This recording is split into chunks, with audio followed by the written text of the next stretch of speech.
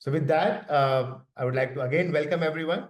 And let me start the session with a brief introduction about some of the exciting work we are doing at RagaAI. So let me start with that. So RagaAI, we have been focusing on reliability of Gen AI and Agentic AI applications. So we offer technologies and platform where we can reduce risk of agentic and Gen AI applications by 99% or more, and uh, help enterprises get to market 3x faster. 2025 is the year of agents. I sincerely believe that. So with that, we are seeing a big need of scaling agents reliably, and that's exactly what we bring in. So let me start with asking a simple poll on how many of you are building and deploying agents. So poll, please.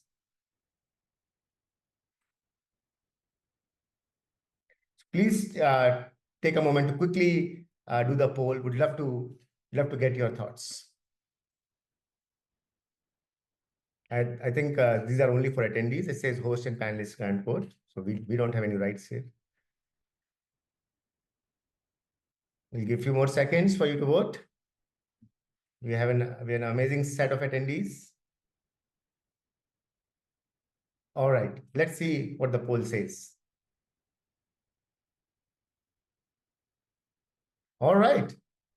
So 76% of our attendees are saying that they are building and going to build agentic AI in the agentic AI space. So this is an exciting trend that we are seeing across the board. Right? With that, the reliability is becoming extremely important. And let me define what reliability means.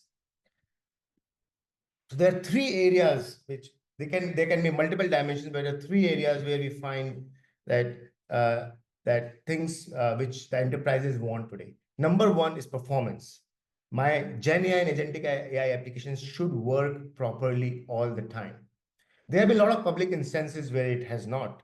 We use ChatGPT all the time, and we know it sometimes it does not give the right answer. But we want this magical technology, if you're using in a critical sensitive application, to give the right answer all the time. And that's exactly is a very important area of focus. Second is safety. We want to make sure that the application that we are deploying, specifically in healthcare, is safe. Our data that we are sharing is safe, right? So all those aspects are extremely important and sensitive, specifically in this domain. And third is efficiency of the enterprises on being able to offer reliable applications which are best of the technology, state of the art. And as the field is moving so fast, how can we have the best capabilities available to our customers?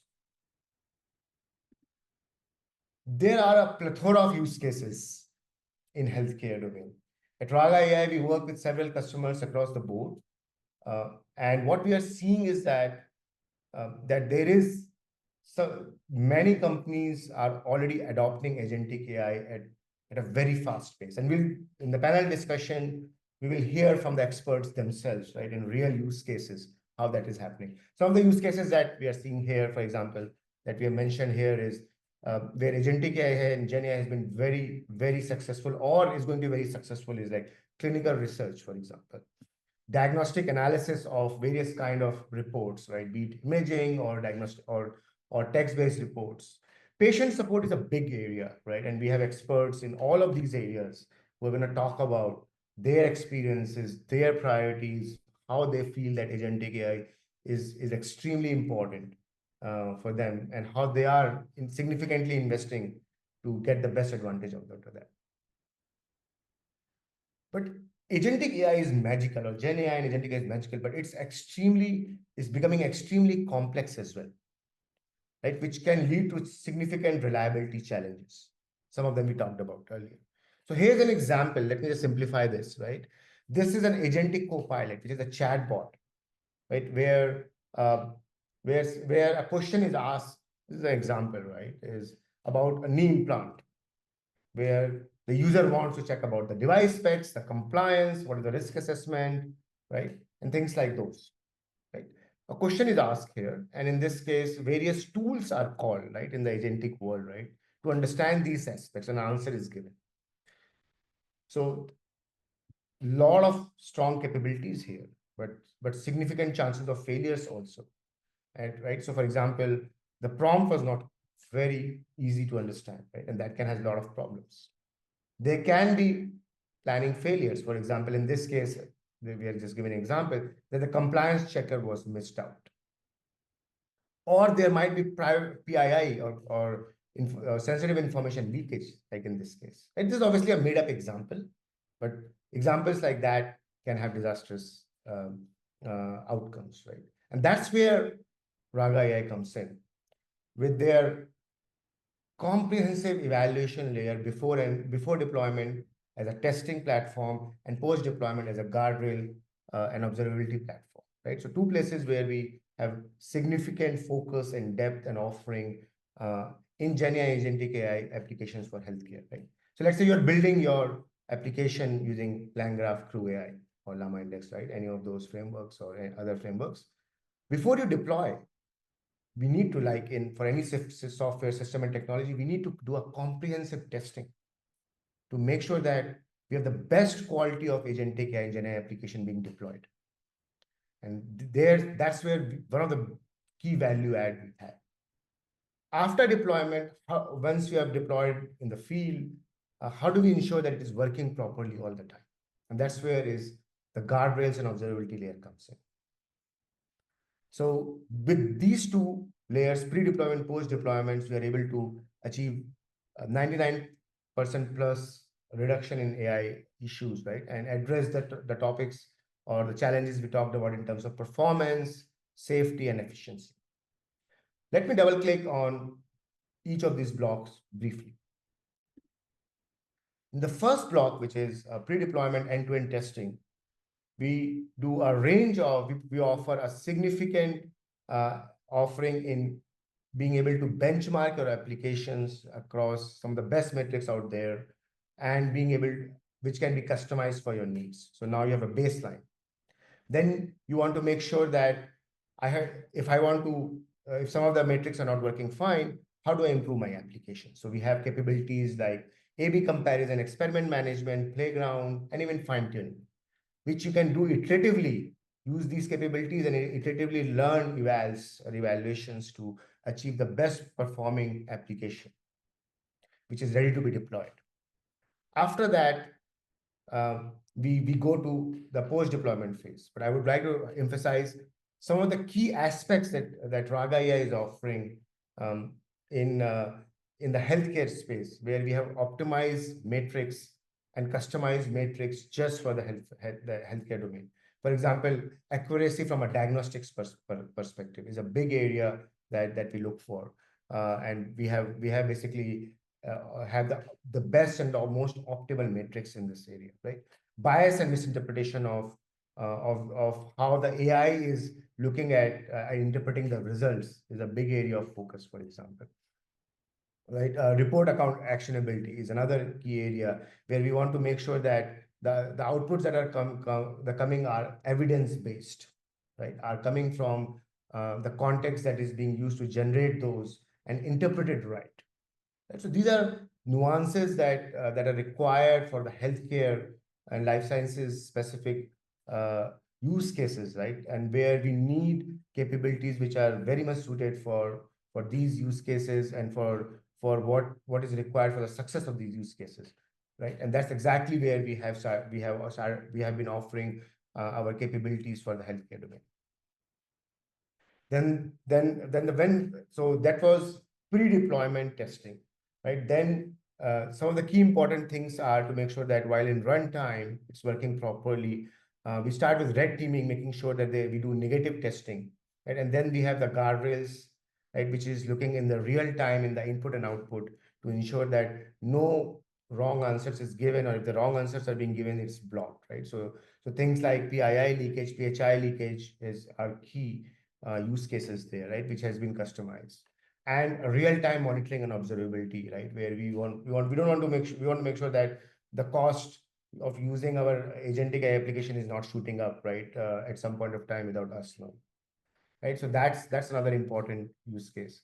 And we have healthcare specific uh, red teaming and guardrails matrix that we have customized specifically for this domain, right? Both from a perspective of negative testing, right, in terms of, let's say, security and compliance test or adversarial jailbreaking attempts, or from the in terms of real-time guardrails in terms of PHI, PII, right, and various other use cases specifically targeted for the healthcare domain. And which, because of all these innovations that we are offering in our platform, we are able to reduce the errors by 99% or more in AI and offer 4x better risk mitigation than other platforms, including open source platforms. And we have consistently been able to show that we are able to offer 25% improved team efficiency, right, which is a significant value for our customers.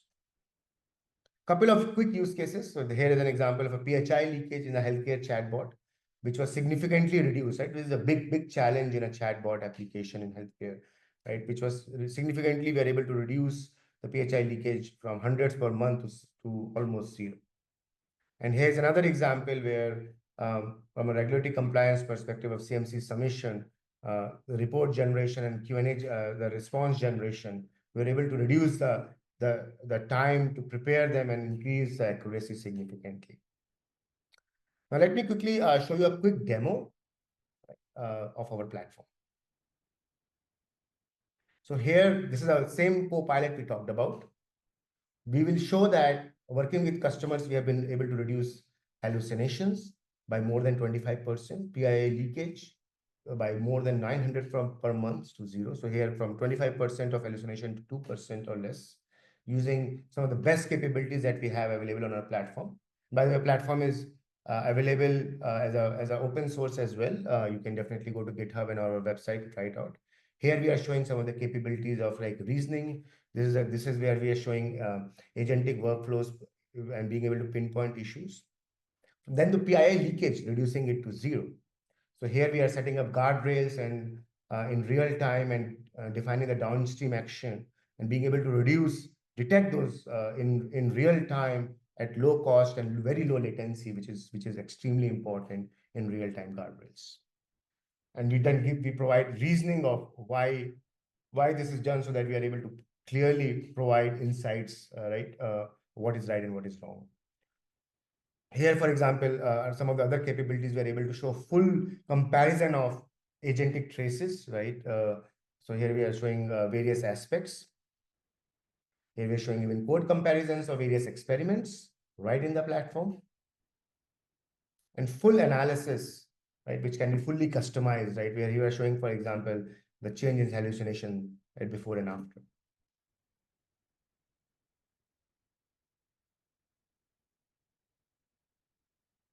So great evaluation matrix, guardrails, and end-to-end customized for healthcare. Right.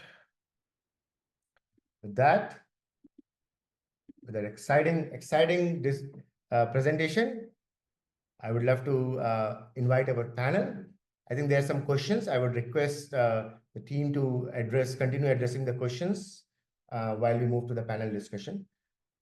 With this, I would like to invite our esteemed panel, some of the best experts in the industry, who are going to share their real examples and experiences in this. Let me start first with introducing our panel. Let me start with Madhu. So Madhu is currently the VP of Cloud Technology and Product at Deephealth, where he drives the development of AI-powered healthcare solutions. With over 17 plus years of experience in Philips in key roles spanning global innovation, big data architecture, and operational informatics, Madhu brings extensive experience in cloud computing, AI, enterprise technology, and a strong track record of leading product development, innovation strategies, and agile transformations. His expertise also encompasses areas like design thinking, understanding customer needs, and navigating FDA regulations. Very excited to Madhu. Thanks for joining. Thank you, Gaurav. Thank you. Let me move to our second speaker, Steve. Steve is a healthcare entrepreneur and AI innovator, currently co-founder and CEO of Luro Health, an AI-driven virtual obesity care platform. He previously co-founded Colina Health and led NYU Tandem Future Labs, incubating 250 plus startups with a 4 billion plus impact. He has also launched AI and entrepreneurship programs at NYU Tandem, co-founded NYC AI, and advised multiple startups. His expertise spans AI, healthcare, and venture building. Welcome, Steve. Thank you so much. Very happy to be here. And Samrat. Samrat has over 2 decades of experience in tech leadership and is currently building a new venture in global health, following his role as lead director of data science at CVS Health, where he led AI-powered clinical analytics. His impressive career includes 15 years at Bell Labs, leading groundbreaking R&D in areas like broadband access, impacting communities worldwide. With deep expertise in healthcare AI, predictive analytics, and digital transformation, Samrat has a proven track record of leveraging advanced technology to solve significant global challenges. Welcome, Samrat. Thanks for having me. Great. So very excited to have this panel. We are looking forward for an exciting discussion. And if you have any questions, attendees, please feel free to put in the chat. We will address those as we go forward. So let me now start with some of the thought process around Agentic AI, but I would request the panelists to first introduce themselves in their own words and also talk about their Agentic AI experience in healthcare and life science. So yeah, please, Madhu, please go ahead.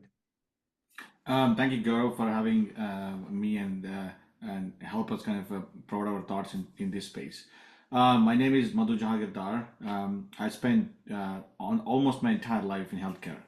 Literally, probably after I passed out of my college, and maybe 1 year I spent, but in other industry. But most of my career was revolving around healthcare. And after that, 20 plus years, I spent half of my career, or more than half of my career in Philips, working on various healthcare products, and then recently joined Deephealth as a VP of Technology and Products. Currently, I'm the head of products for enterprise imaging, and I also run our technology platform for the Deephealth. And I'm excited to be here because especially because Deephealth, if you guys are aware of it, it's a fully owned subsidiary of RadNet, which is one of the largest outpatient imaging centers in the United States. We do more than 12 million exams, and we actually do one of the largest mammo screening in the United States. And then for us as a provider, where we basically do end-to-end from patient scheduling to then do the reporting, we do end-to-end. Agentic AI is critical aspects in solving a lot of clinical operation problems. I'll kind of articulate some of our thought process during the course of conversation, but this is a critical aspect and critical piece of the puzzle for us, and how we can improve the imaging operations for the Deephealth and RadNet both. Thank you, Madhu. I have an opportunity to engage with Madhu. Amazing leader. The kind of pace at which Madhu is changing the healthcare domain in using Agentic AI is literally mind-boggling. So very excited to have you, Madhu, on the panel. Yeah, please, Steve, please go ahead.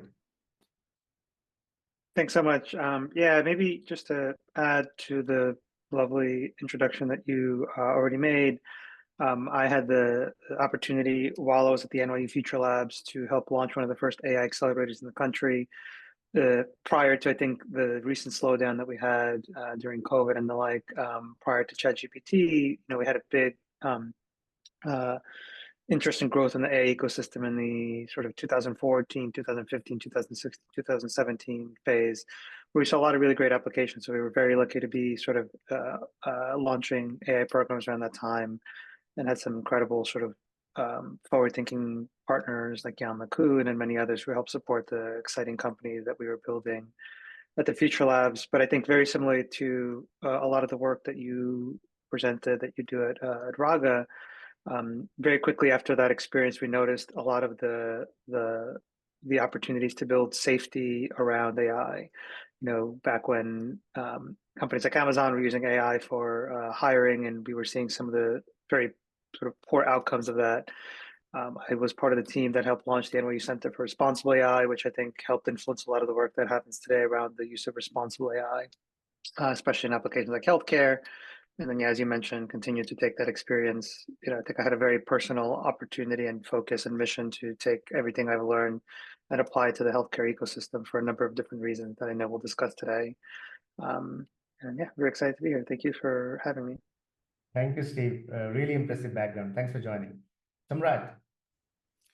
Yeah, hello everybody. So just to add to the introduction that Gaurav gave for me, my perspectives today will come from my experience having been at a large Fortune 6 company, mostly on the payer side, but essentially sitting in that company that was looking to build an integrated solutions offering across all of the US, serving every American. Certainly have seen perspectives, both even on the provider side, retail, anything that impacts consumption of healthcare services in the country.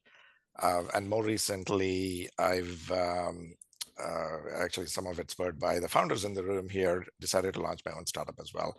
I do think it's a pivotal time when you look at technology and some of the investments that have gotten in to get us to this point.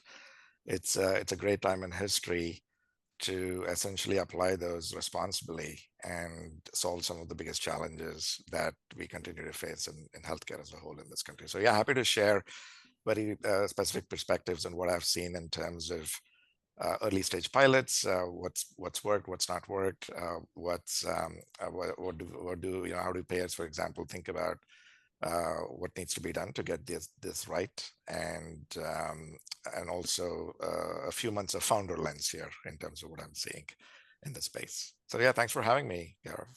Thank you, Samrat. Really appreciate it. So let me kick off with just getting an idea of like from the experts on how on some of the examples of agents that you're seeing in healthcare today, in your business, your work offline or otherwise. Number one, and where do you see in 6 months, 1 year, 2 years, how which areas will be the most impacted, right, from agentic AI, right? So these two things would love to hear and set the context for the panel. Please go ahead. In any I'm order. happy to start, Gaurav, and then hand it over. Sure. So I think just to level set, maybe we should just start with what's the definition of an agent, right? Because there's a ton of marketing around this. And for me, the agent's essentially an autonomous software component. That's how I like to think about it. This sort of atomic piece of software that is very human-like in some sense, which means it can reason to a certain extent, have common sense. Most humans have common sense, I'd like to think, and then also handle complexity. And with that, because by definition it's a software agent, a lot of it, some of the benefits are, these agents are available on demand. Healthcare certainly is a 24/7, 365 day need, right? So being able to solve problems in that space, that's where there is a promise. And for most of us that have experienced US healthcare today, there is very little autonomy. A lot of it is still manual on average, I would say. So in terms of the promise, I think there's a huge opportunity for agentic AI to drive down costs, improve outcomes. In terms of specific use cases, certainly from a payer perspective, clinical versus non-clinical, that's clearly the demarcation. A lot of these agents help drive down administrative costs. We've seen that, and there's no dearth of startups in this space. Just this morning, I listened to essentially a demo of a startup, and they're coining the term healthcare administration general intelligence. It's a play on the word AGI, so it's HAGI, right? So basically they're saying, hey, let's bring enough intelligence to help solve some of the administrative challenges that providers and payers face today. They have an interesting pilot with Mayo Clinic that was just announced. Yeah, so overall, I would say certainly in reducing the administrative burden, being able to do that responsibly, which eventually will drive down costs. That's where I'm pretty optimistic and excited to see what's going to come. Definitely a big area of impact, right? Yeah. Thanks, Samrat. Yeah, please go ahead. Steve, Madhu, please go ahead. Yeah. Steve, do you want me to go ahead next? Sure. Yeah, I think so. In terms of I think so. Samrat kind of characterized that agent, but I'll add a couple of more to it. Is it's a human-like, but it needs more information to actually reason better. Let's say, right? The more information we give it to it, it might have a better reason capability, but of course, it needs to be more consistent enough. That's what also we think about the agent, and then also in a couple of things that are highlighted right today. Deephealth, which is fully owned subsidiary for RadNet. We basically at RadNet do end-to-end imaging operations. We are the largest imaging center, outpatient imaging center in the United States. And we do from patient contact center to patient scheduling to front desk to then scanning a patient to then have our own radiologist actually read the outcome and then connect with the referring physicians, right? So imagine the administrative task that we have at hand to actually get the patients from a scheduling to then get the clinical outcome to the referring physician. Now what we see is the agent very, very useful in a lot of operational and what we call administrative. In our world we say operational AI. And then agents are very, very, useful in all of the operational AI because take a simple, let's say, an scheduling agent who is on the phone with the patient, being able to actually even select the right procedure for you to, get a scan done. And for many of us, it's maybe simple. Somebody said, hey, can you get a brain with contrast? But it has to be mapped to a specific code so that you get reimbursed and it is mapped to the right insurance code and all of that. I mean, selecting that itself is an art and science both. And we at RadNet we do 12 million and we push through a lot of patients. And it's very critical, even the simple task of how we could basically identify the right ICD code or CPT code so that we can have the right reimbursement in there for the patients is so much critical. I give one example, but there are I can articulate many such examples. But operationally, I think so. Agents are going to be super critical in how we can reduce the overall administrative burden and actually help improve the entire patient experience. And also, as you reduce the overall administrative burden, there is opportunity for cost optimization, which could be a benefit to our patients, providers, and everybody else. So I think so. The way we see today, the agents being super useful in operational AI is basically reduce the operational burden. And I think so as we go forward, as we see a lot of the technology advancement, right? For example, we have an open protocol from Claude now, like an MCP, which is opening up opportunity to bring in much more data into the agents, making it much more enriched to actually have more information to drive and good outcome. Because eventually it's about how can we drive consistency and reliability of the outcome. Giving it more information might help.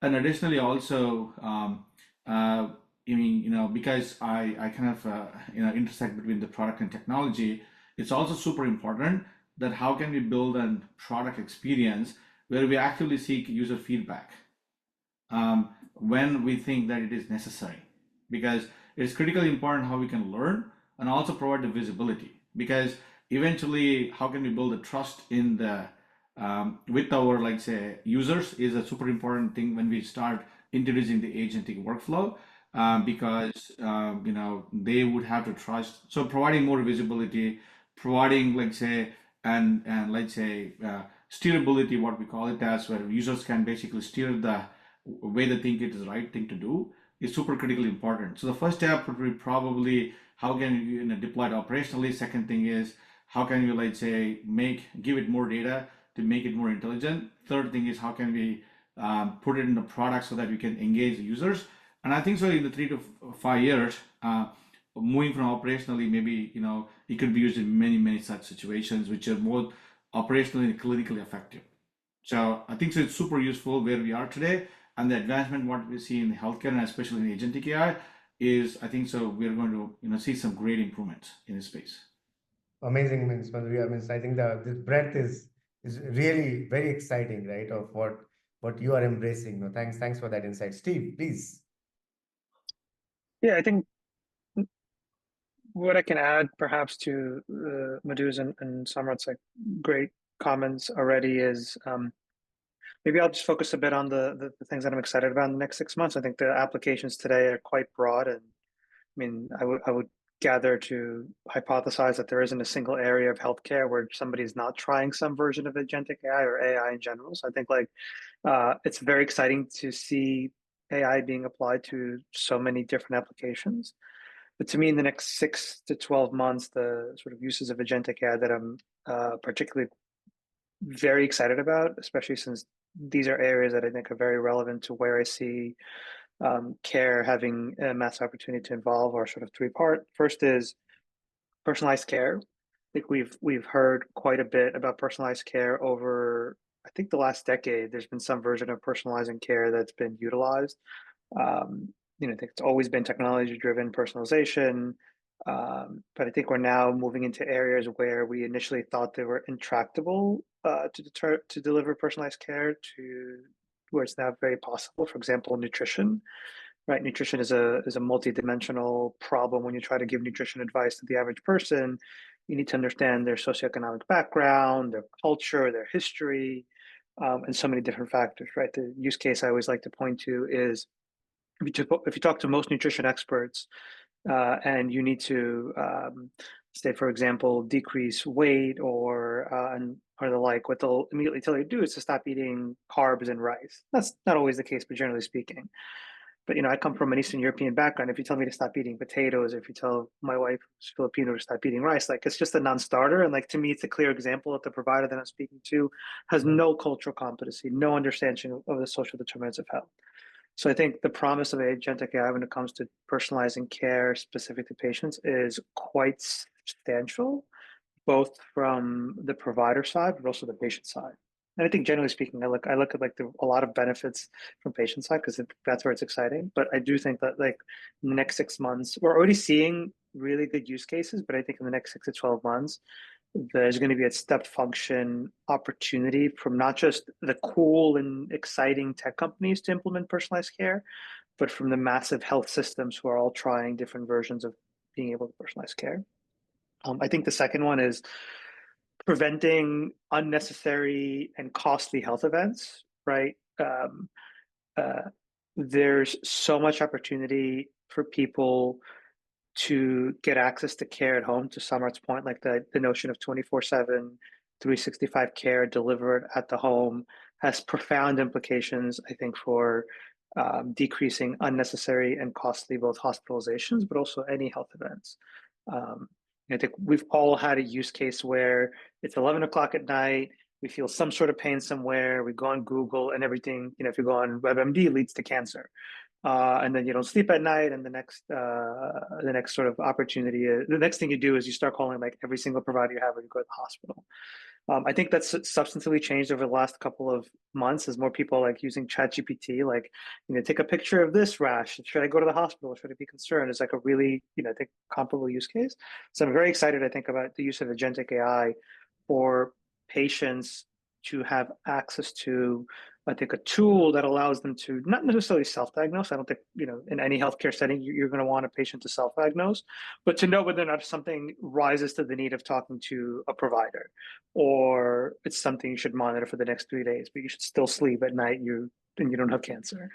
And I think the third is something that's been mentioned by both sort of Madhu and Samrat, is like the extreme administrative burden of our current healthcare ecosystem is like continues to be profound, even to somebody like I think me, who's maybe not as much space as Madhu and Samrat has, or maybe you, Gaurav, like in the healthcare space. But like the fact that we spend $1 trillion on administrative healthcare costs in this country is like I can't even fathom that number, right? And if you look at where healthcare costs are going to have the opportunity to go down, it's not going to be in salaries, because I know your doctor and my doctor is not going to want to get paid less, but it's going to be in the administrative costs. So I think the use of agentic AI and curtailing administrative costs across the entire value chain, right? Like take the easiest one in my world, Medicare. Something like I think 50% of all Medicare beneficiaries, 90% of all Medicare beneficiaries have additional coverage. And so you're talking about 67 million of people who have like a coverage complexity. It's not just one plan. And I could sort of, with my little experience in the space, like I can see it sort of being incredibly costly to systems who don't know how to build, don't know how to code, haven't verified secondary insurance. Like the administrative opportunity, I think, is so profound. It's going to be hard for us to fathom how much impact it's going to have over the next 5 years. Great. No, I think thanks, Steve. I would love to hear your more thoughts on some of the things that you are doing at Luro, right? Would love to see how you are using some of the latest technologies there and for some of the end applications. Yeah, I mean, it's a good question. I think we are trying to push the boundaries in a very culturally relevant way. I think in our patient population that we're targeting is largely Medicare and Medicaid. So I think it's a combination of both profound opportunity, because this is a patient population, sort of to my previous point, has not had a tremendous amount of both personalized, culturally competent care. I think that's been lacking. It's been very difficult to deliver personalized, culturally competent care to this patient population at scale. There's, in most cases, very low health literacy. Something like 200% of all the patients that go to a community health center, 90% of all patients that go to a community health center fall 200% below the poverty line. So you have a very, very big delta in health literacy, but also one of the highest patient population percentages with chronic conditions. So I think we're looking at it from the perspective of like, how do you deliver care to some of these patients without over-indexing for technology? I think in our case, like I'd love to launch a fully agentic AI solution where 100% of the touch points in care to patients is managed through AI, because that would give us tremendous scale.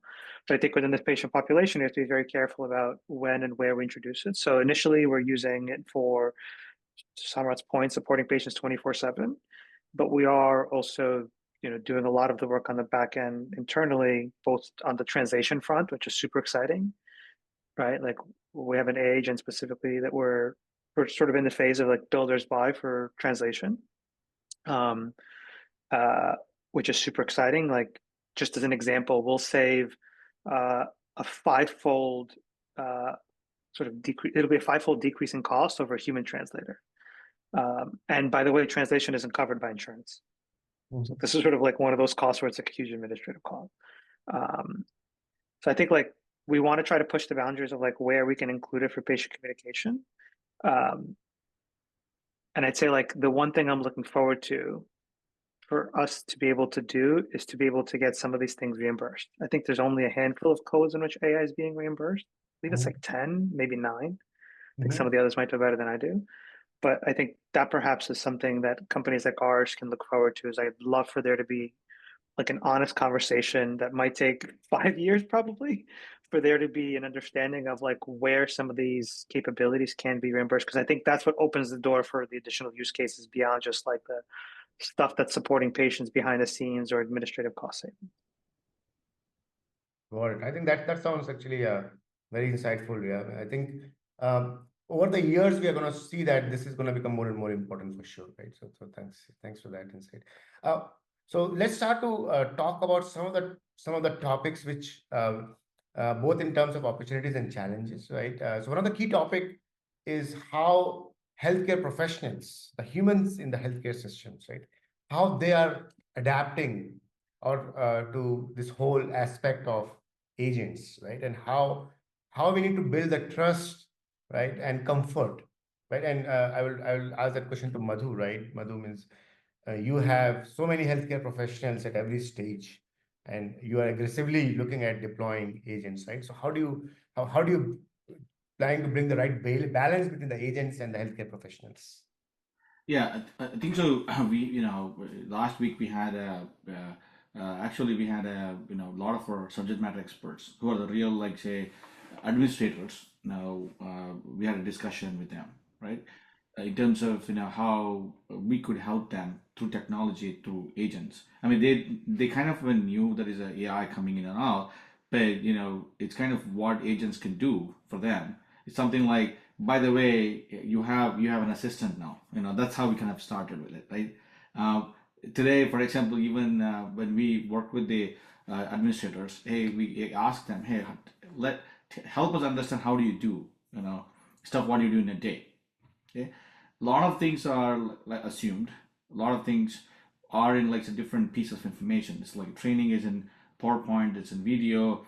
Somebody told so. Regulations come up. So there are so many pieces of information that are exposed to them, and they have to remember all of this, by the way, and be able to then act upon it to make a certain choice, whether it's for scheduling, whether it's for like say front desk check-in, and so on and so forth. So when we kind of brought this idea to them, saying that, hey, the agents are going to be much more like, you don't have to remember all of those things. It can basically help you guide through the process so that it can actually, adds less stress to you, and rather there is some coach for you in how it actually takes you through the process so that you can do the right action, right?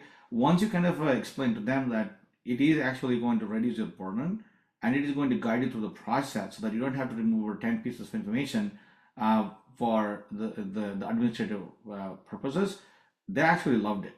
That's the first step, is how can you basically help them understand what potential it has and how it can help you and how it can be valuable to them, more than hey, we're going to reduce the total number of administrative staff. It is not the situation, at least within the RadNet and Deephealth. It's much more, how can you make you more efficient? How can you help make sure that you do the right outcome? And especially if you look at the administrative part of the imaging operations, or maybe it's applicable across the board, there is significant of, let's say, churn that happens in that industry, right? So how is that we can even, like say, when a new person joins, how is that we can guide him through the process through the same agent, which has learned from, like say, the experts.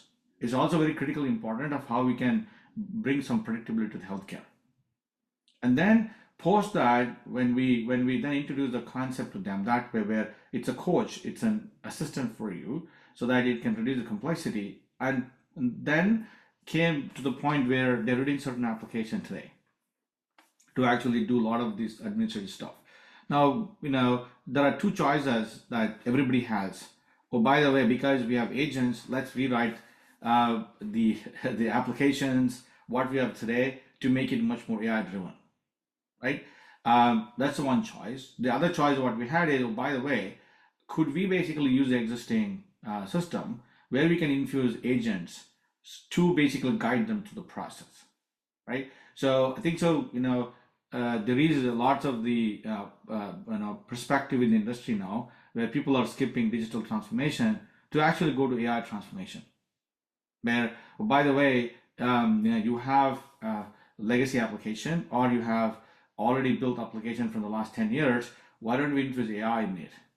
Instead of you spending time in rewriting, factoring it, which we know that this is a long process, and we might, maybe 50% we succeed, right? So then we said, from a change management point of view, we said, okay, let's reduce that whole change management experience to basically infuse AI into the existing workflow, but make them better. One is, how can you help agent as a coach for them? And then second one is, how can you reduce the change management? Because, oh, by the way, we are reducing, we can give you a coach, but now you have to, figure out the new way of doing things. Again, that's another challenge to deal with. So we said we will not change the significant, workflow in the product, but we infuse AI to actually optimize the workflow so that it can guide you through the process. And then we got, like say, great feedback saying that, oh, if I can use the same thing, but you can make it better, then it's even valuable. And third thing is how can we basically have the feedback on a critical processes, such that AI is not making an assumption on an outcome. So from the product design experience, we have flagged it such that they basically then go and look at it and say, oh, by the way, this is what AI recommended, and this is what it is. Do I need to change? And there comes, like say, the platform like Raga, where it takes an input and then provides us intel of how the users are navigating towards the system and make it much more valuable and better. So when we combine these three, where we can give you a coach, where we reduce the change management burden, and also provide them ability to give a feedback, you basically build in the trust both on the agents and also on the users, that they could basically work with the agents to drive a lot of administration outcome that they actually are trying to do. I think so. We got a lot of positive feedback on that, and then users are excited to actually use the agents along with them to improve the the overall operational experiences, both for themselves or patients, and also for the overall business. I think so. We've got great, like say, feedback from the users. Great. No, I think so. Might skip the digital transformation to go to AI transformation, start as a coach, and build confidence. Amazing. Samrat, Steve, you would like to add some thoughts there?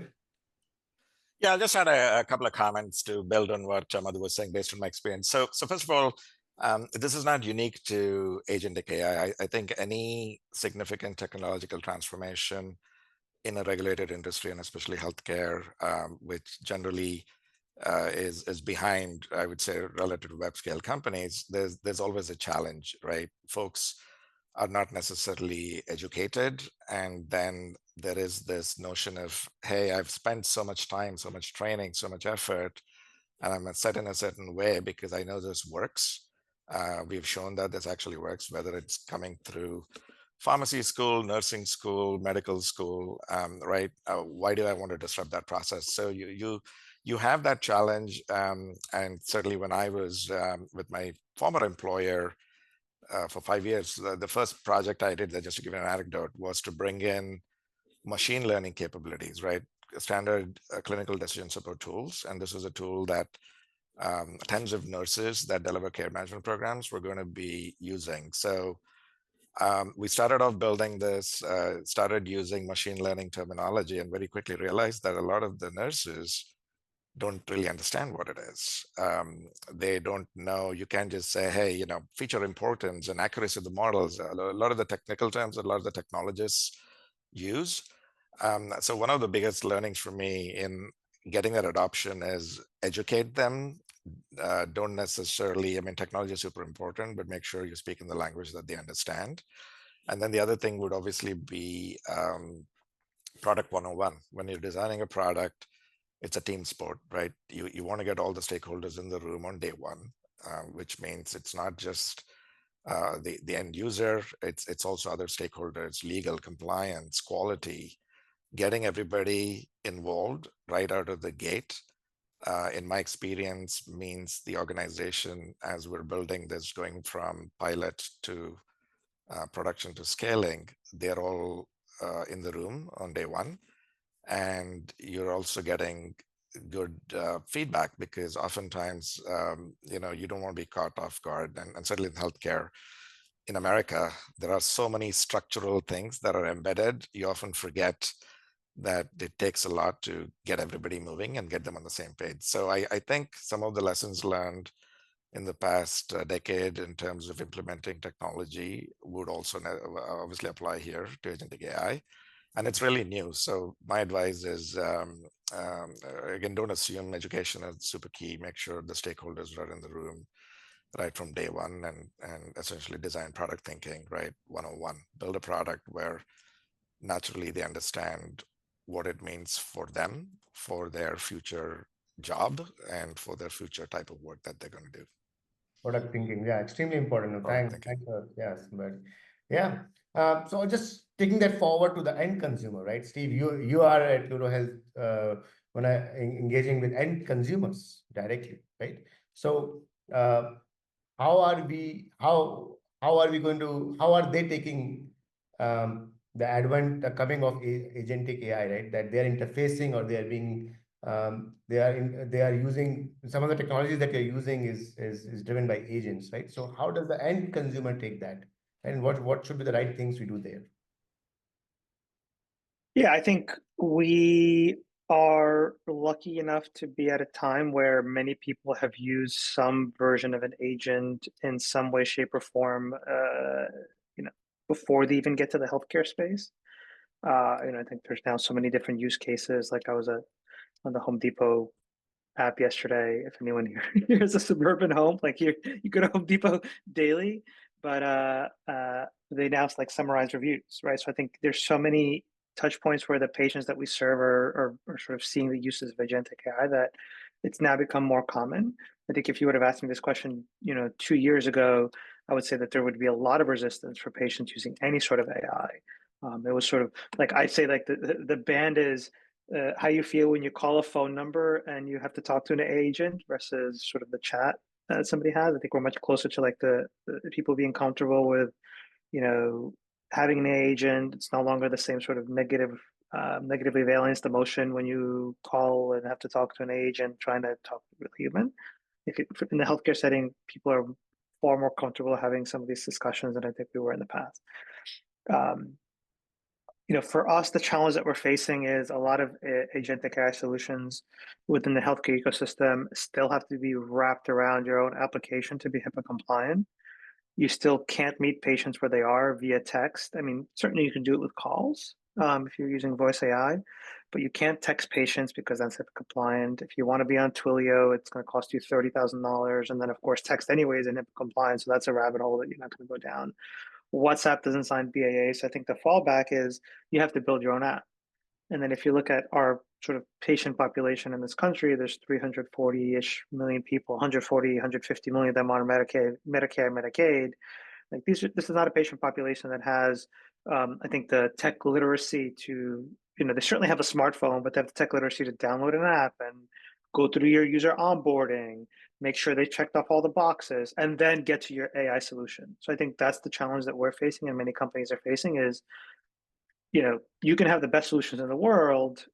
They can be the best trained, culturally competent, all the things that we've talked about, but you have to pass the threshold of having a user engage with it. Even though they want to engage with it, there's certain limitations that exist, as it should, for patients to access some of these AI solutions. So I think those are the use cases that are the most exciting, that you can sort of provide true care delivery to patients that are a bit challenging. But I think from the patient perspective, I have not found patients that, I'm sure there's a patient population that is resistant to it. We've talked to a number of patients, we continue to talk to patients in the ecosystem. I think generally speaking, patients are receptive to it. But I think we're still learning. Not every patient is the same. I think this is sort of the promise of AI is not every patient's the same. So I think we have to go into it with that mindset. So from the few patients that I think we've had the chance to interact with, it's generally well received, but I think it's to be determined how long it takes for the long tail to truly materialize, right? Like think about it from this perspective. There's still people who 17, 18, 20 years into the smartphone era don't have smartphones, which is, there's a very, very long tail in the technology ecosystem. And I think we always forget how we're very lucky to have not only technical literacy, but the means to buy whatever devices we kind of want, and not everyone has that. So I think that's going to be, the true barrier to many companies like ours. Good. No, I think that thanks for that feedback. So just switching gears on getting some very interesting feedback.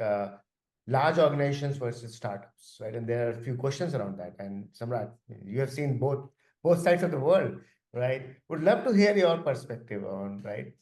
Like how are the larger organizations embracing as compared to smaller organizations? What are some of the pros and cons, right? And there are some actually interesting follow-up questions on the chat, which I will ask later. Yeah, please go ahead.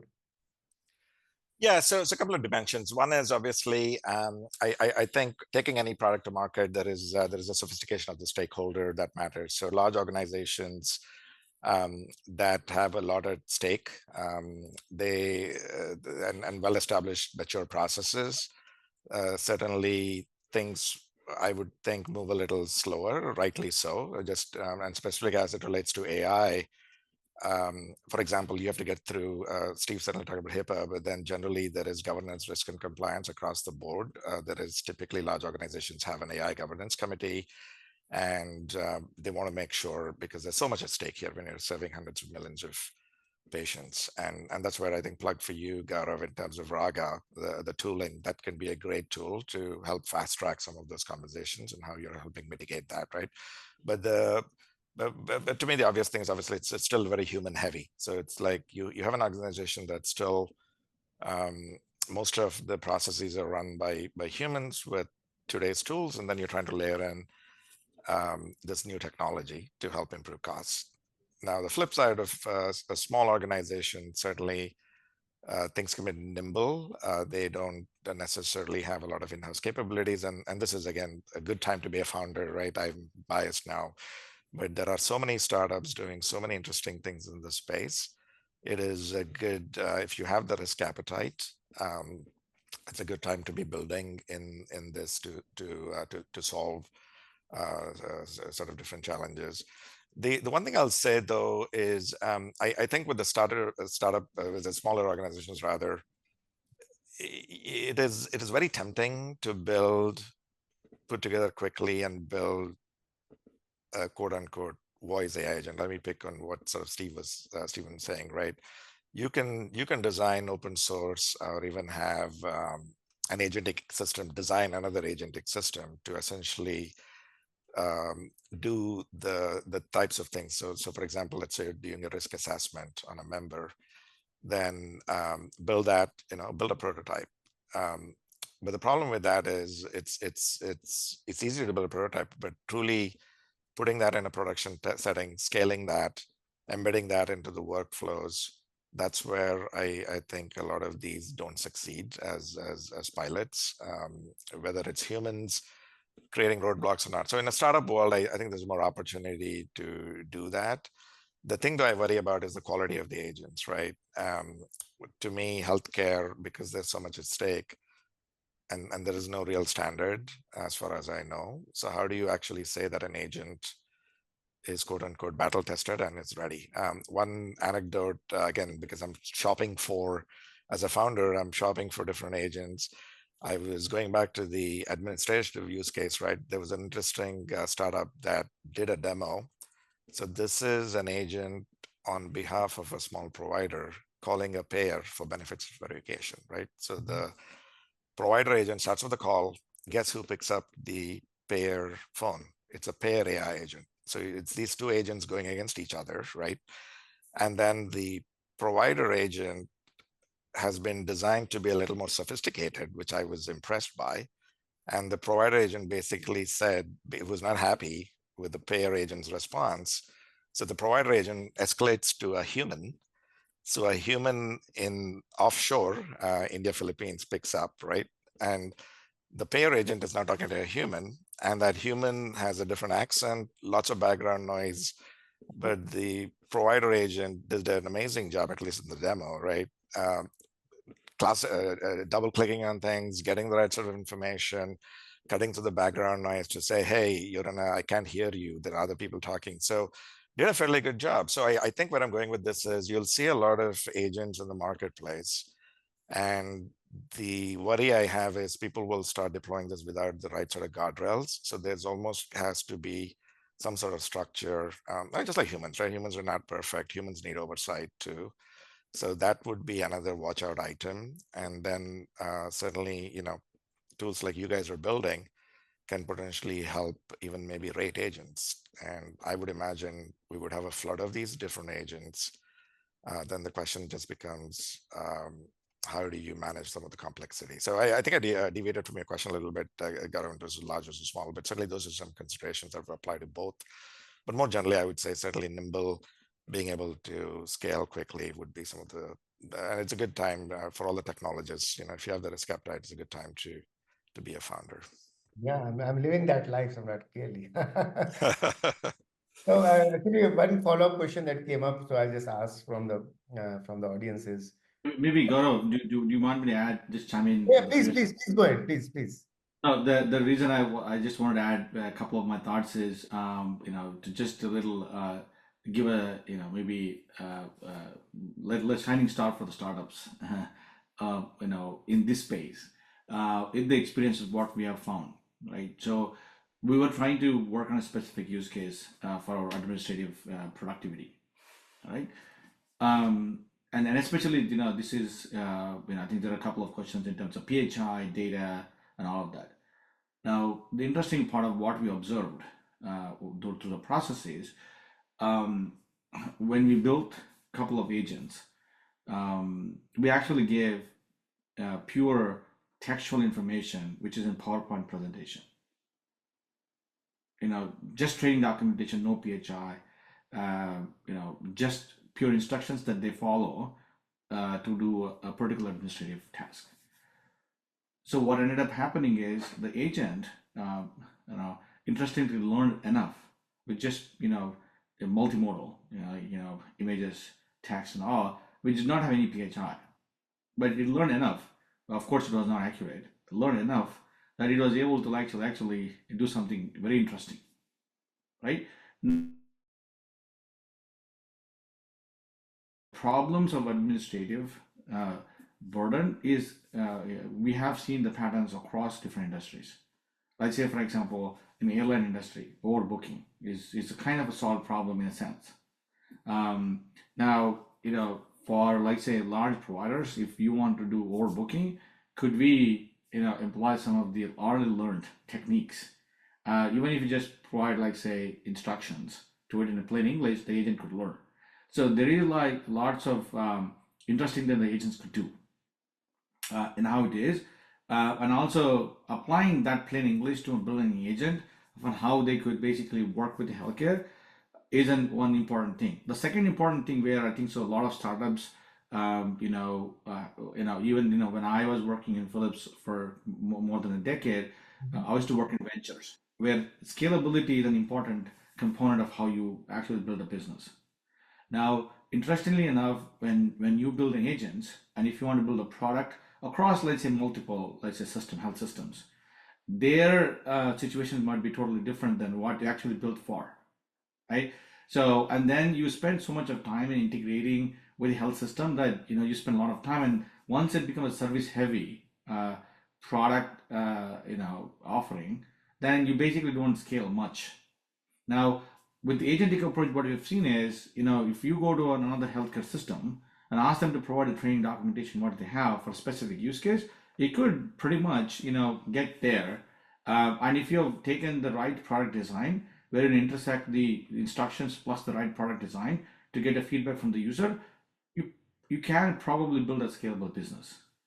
In what we have seen, again, this is the very early in what we have seen and what agents can do. But I think that there is a really kind of a strong use case of how startups could actually build and scale out over here. So this is the experiences what we've had. I wanted to share so that there are a lot of startups here who are interested to know. I just wanted to share a couple of thoughts what we had. Thank you. Thanks a lot. No, that was very helpful. So I think we are believers, right? This is 2025 is going to be an exciting year for agents and the next few years to come. Now let's talk about some of the challenges. There are a lot of questions I'm seeing from the audience on challenges, right? And how do we? Some of them we have addressed, right? Some of you talked about reliability systems, the right feedback to be incorporated. Data privacy, there are questions, there are a couple of questions on data privacy, right? How those are to be addressed. There's a question from a doctor, right, about the systems being empathetic to the patients, right? Red tape, the challenges around red tape with obviously the healthcare system, right, slowing down some of the things, acceptance by users. So would love to start hearing your thoughts on some of the challenges, right? And what's the right way for us to overcome those challenges, and are they going to stop us from embracing the technology, agentic AI technology, or there are paths forward, right? So would love to hear your thoughts on those. Yeah, please go ahead. And in any order, please. Maybe Steve, you want to start? Yeah. Sure, I'm happy to. I mean, I'll speak to maybe some of the challenges that I think early stage companies are going to face. I think there's so much opportunity to build in the space that it's hard to sort of think that there's going to be enough headwinds that we won't see agentic AI. So I don't know if I would agree with that. I think there's going to be a lot of growth in the space, and I don't think that there's going to be a world in which we won't see agentic AI. I think this is what's different with this most recent growth in AI related to some of the previous ones that we've had. I think for the previous ones, the ones maybe about 7-8 years ago, everything was sort of behind the scenes, not necessarily patient facing. And this is the first time where it truly is patient facing. So I think there's going to be a lot of opportunity. The challenges I see as a founder is sort of trying to keep track of all the progress. And in many cases, like I'm just blown away by how much progress is being made. And I think last December, I had a conversation with a friend of mine who's an incredibly talented AI and ML engineer. And in the conversation, he said, look, by January, February of this year, what you see as the leading technology in voice AI, like 11 Labs, is going to be available for anyone to download open source. Now, I think, Madhu and Samrat mentioned, of course, the challenges of like, well, then you still have to have data and engineer on your team to be able to train it. So it's not quite as simple as just sort of pulling an open source tool. But I think the challenge is going to be keeping track of like what's the most relevant piece of technology that you should be using and when is the right time to commit to something. The second is the build versus buy decision is just getting incredibly complicated. I think it used to be a lot easier to make the decision of what you build and what you buy. And as a founder, that decision is getting far more multi-dimensional than I think it has in the past, far less straightforward, because you're not only thinking about the build versus buy decision today and what it costs you today, but well, what's the velocity of the technology? What is on the horizon? How quickly are things going to change? How quickly are costs to code come down? Is our tech stack such that we can swap technologies in and out? So I think a lot of those discussions are going to plague founders, which it has for us. And I think the third that I could think of is trying to future-proof yourself as much as possible. I think there's a lot of companies today that are features without really realizing that they're a feature of somebody else's much larger product and platform. And I think for many founders, it's incredibly enticing to build something that looks sexy and exciting and solve a small niche problem today, even though it's, especially with the promise of how much money you can raise. But being able to sort of be forward-looking, I'm always moved by Sam Altman's quote that, if you're building something on ChatGPT, we're probably going to build something that is better than what you're building on ChatGPT. I'm paraphrasing, but it's that regard, right? So I think it's you sort of have to think a bit in the space that you're operating in. Like, is it going to be a space where there's going to be one true sort of main AI model that's going to control all the different sort of smaller models that feed off of it? Or are you truly building something that will potentially be a category leader in the space? Or are you just a front-end layer, which is okay, but you're never going to be a billion-dollar company like you've told your investors. So I think having a clear understanding of like what the future looks like for your particular industry is quite important. It's going to be quite of a challenge for many founders. Got it. No, I think that's great views. Yeah, please, Samrat, Madhu, please. Yeah. Yeah, I can jump in just to share some more on the challenges and certainly the founder perspective. So obviously, politics will play a sort of an important role, right? Given everything that's happening at the federal level today, that's naturally just going to create a lot of challenges for the average American citizen. So, but having said that, healthcare to me is still a rational business, right? If you put your sort of business hat on, there are costs that are going to continue to increase because of various social, emotional, environmental challenges and so on. So the perspective certainly that I'm taking is ignore some of that noise, put yourself in the foot of a rational business, a health plan, a small, medium health plan, a payer, a provider, and these factors, right? Things around trying to prevent hospitalizations, be better at managing both your emotional, physical state. Those need to be addressed today. And guess what? The low-cost technology to do that is what we're talking about here. So I think despite some of the policy changes and things at the federal level, and certainly I can talk about this all day, we can unpack that, and but I think put yourself just in the shoes of a business, and you have to, for example, address inequities. You have to address social challenges today. You have to address diversity, because there's a direct line to business impact today, no matter. So that would be sort of one certain challenge, but at the same time, maybe an opportunity to overcome that challenge.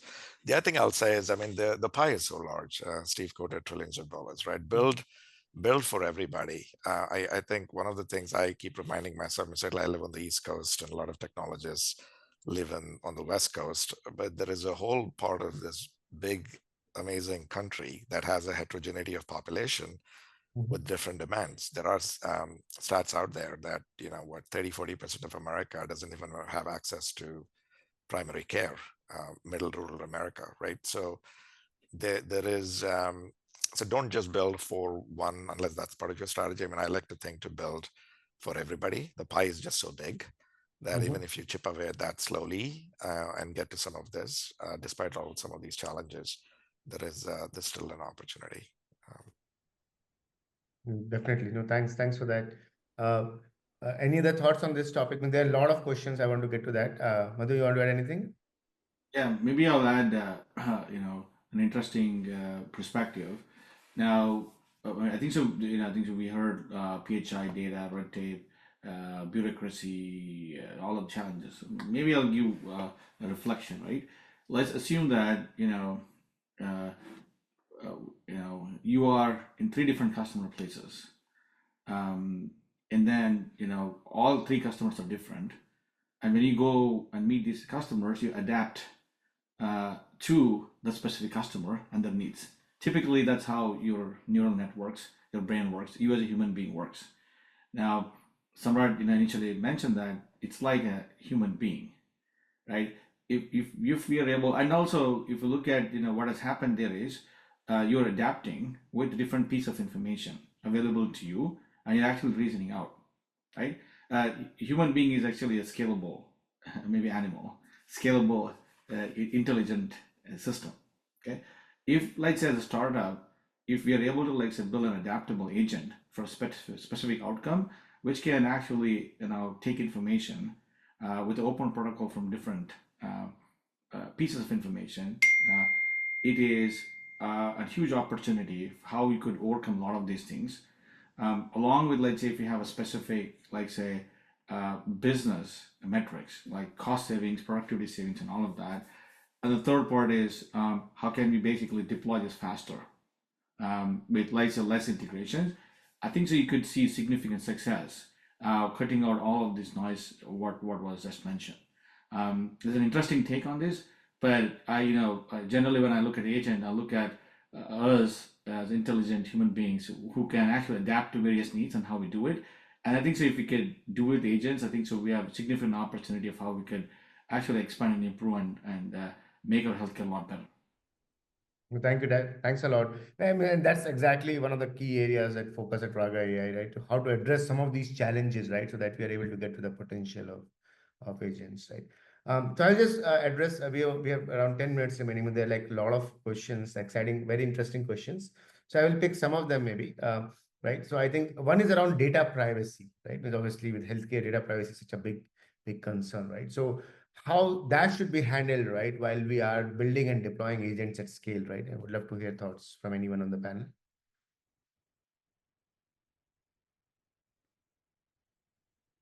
Yeah. Madhu, you want to talk about it or any? The only thing I'll add is for, I mean, certainly, again, this is by startups. There are startups that are using AI to, for example, generate a whole bunch of synthetic data that essentially represents the underlying state of a certain population, right? So being able to, at least in the short term, to overcome your cold start problem, those are certain well-established methods that you can use. And a couple of startups have done a good job, I think, certainly partnering with academic university hospitals and things of that nature to create large longitudinal data sets But that is, I mean, I think so whoever asked that question, I mean, that is a big challenge, obviously, because that's where the risk needs to be managed. And under the hood, yes, these are human-like, but if you think about under the hood, the way these agents are trained, they're trained based on, I would say, more sort of traditional methods still, right? There's a whole bunch of transformer layers. There is knowledge extraction representation, and then research methods and so on. But at the end of the day, it is data-driven, and having access to healthcare specific longitudinal data to build the right guardrails is continues to be a challenge. That's why if you ask me, are we going to have an AI doctor tomorrow or the next 5 years, I'd say absolutely no, just because they haven't trained. I mean, human doctors also are constantly learning and training themselves, right? And it's a panel of experts that have to deal with edge cases. So I don't think it's, I mean, yeah, privacy tends to be a challenge, especially for small startups. If you're in a big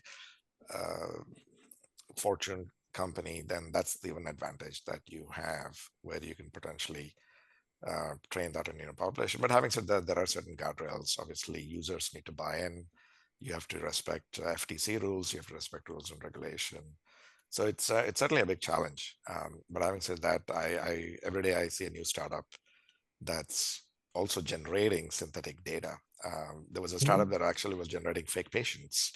So you can actually build your model based on personas of how they think a patient may look like in the future, based on race, ethnicity, gender, clinical state. So yeah, definitely there's a big ecosystem of startups out there.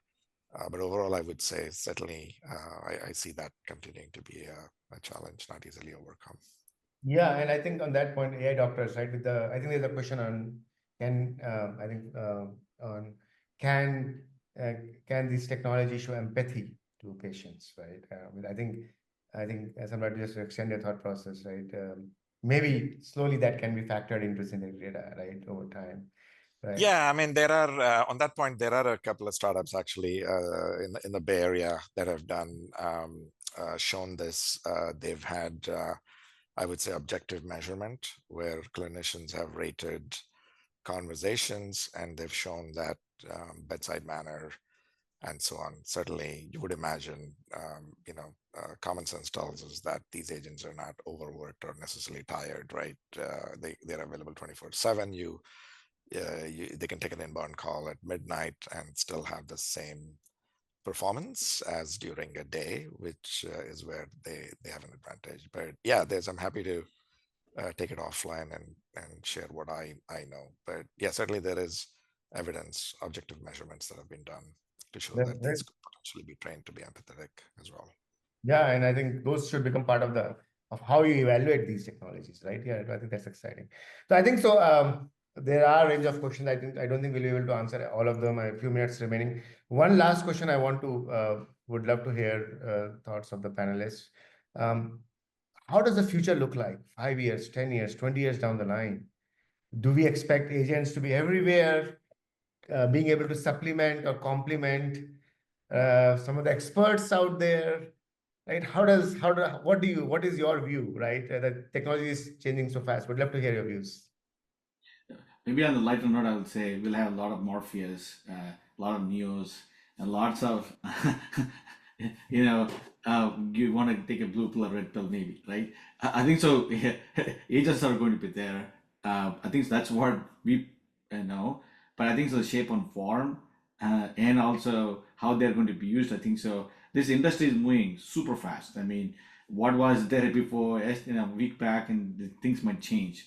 The computers are changing, the rules and regulations are changing, the way the AI computations are changing. I think so. 20 years, I think so. It's going to be maybe a matrix world, the way at least I see it. But I think so. There is a journey that we go through this one to get there. But I think so agents are going to be there. And it's a choice whether we want to take a red pill or a blue pill, and where do you want to enter. But I think it's going to be fascinating. Journey is going to be fascinating for all of us. I think that's great. Yeah. Any other thoughts? Any other last comments on the panel? I think if we are going to be talking about agentic AI in 10 years, then we haven't moved fast enough. I think it's going to be a whole new narrative. I think we're just calling it agentic AI because I think it's Samrat, maybe you said this, that this was just like a marketing term. I forget who said it in the beginning of the call, like this is just a marketing term for now.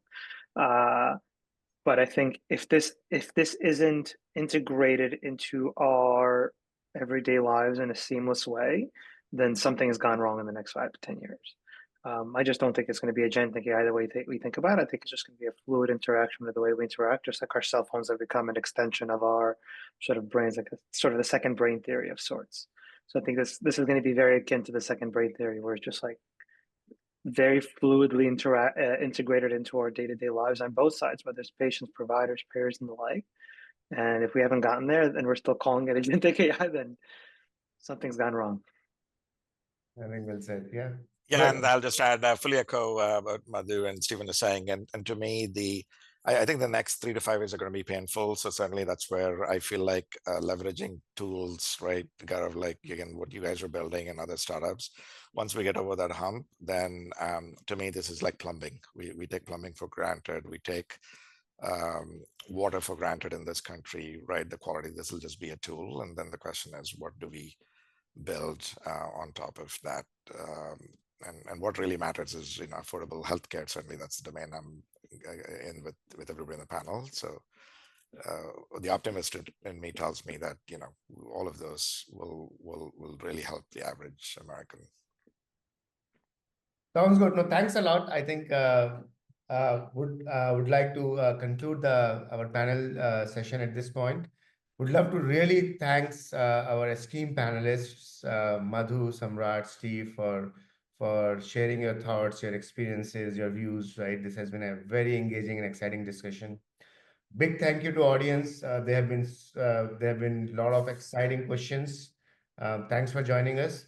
We do these events on a regular basis. We will so please look out for our next event. We will share the recording of these for everyone who attended and who has signed up. We'll share out the link. So once again, thanks a lot. This is very exciting. All of us are rooting for success of. There are a lot of challenges, but all of us are rooting for the success of agentic AI becoming a part of our day-to-day life. Look forward to that exciting future. Thank you. Thanks, everyone.